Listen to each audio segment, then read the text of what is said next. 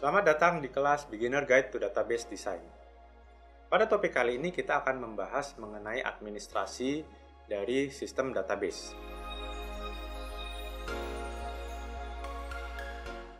Administrasi ini kita gunakan untuk mengelola akses ataupun operasional dari si sistem database tersebut.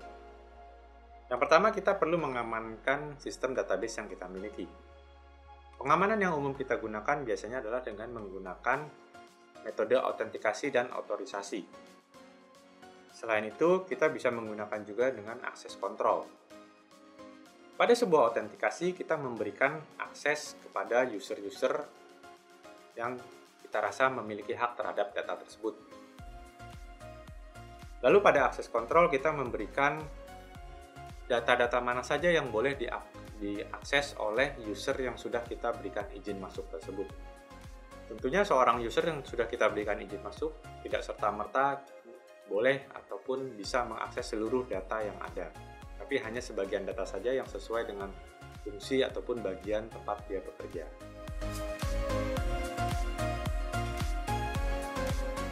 Yang berikutnya adalah backup dan recovery. Sebuah sistem bisa saja mengalami kegagalan ataupun kerusakan. Apabila kita mengalami kerusakan tersebut, maka kita harus mampu mengembalikan data yang ada.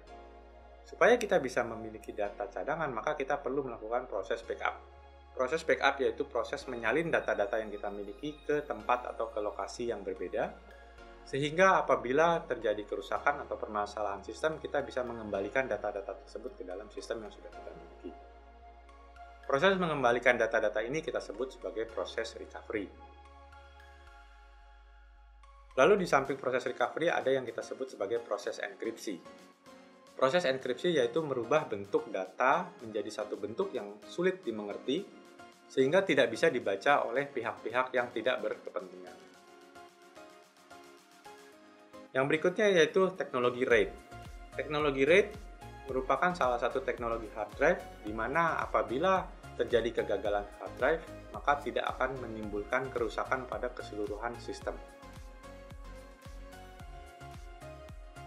Lalu di samping itu ada teknologi keamanan web, karena sebuah sistem database biasanya diakses melalui protokol web, maka perlu diamankan dengan berbagai teknik yang bisa digunakan untuk mengamankan web.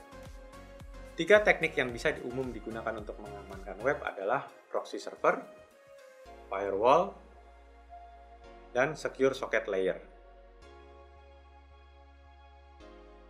Demikianlah berbagai hal yang bisa kita gunakan untuk mengadministrasi serta mengamankan database server kita. Terima kasih sudah menyaksikan.